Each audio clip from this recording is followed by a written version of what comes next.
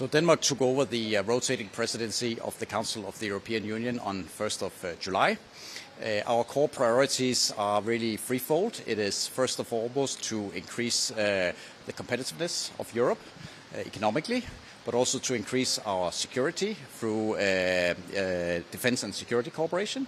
And then finally to make sure that the green transition continues at a high pace so we can decarbonize Europe. As part of that, maybe in particular on the competitiveness side, I think it's important for Europe to have a stronger relations with India. That's why we are currently negotiating a free trade agreement.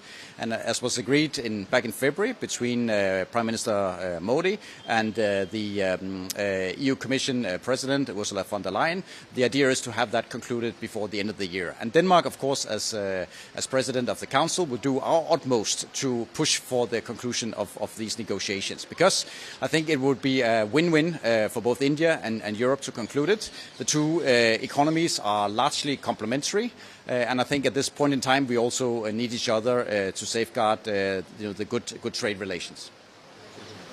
India needs EU more than anything else right now, given the current scenario.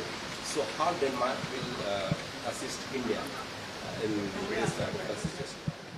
No, we have a strong bilateral relationship, which is based on a green strategic partnership that was established back in 2020. And that means that Denmark cooperates with India on a number of areas, from energy over water to agriculture, healthcare, science and technology.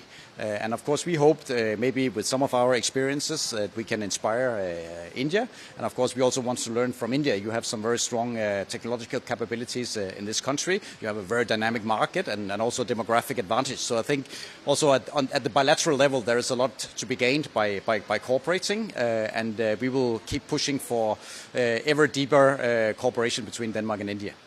And my last question, India aims to boost its manufacturing capability.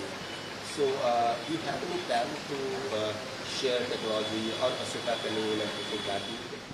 So we have about 220 Danish companies with operations in India, from manufacturing over capability centers, R&D and sales offices.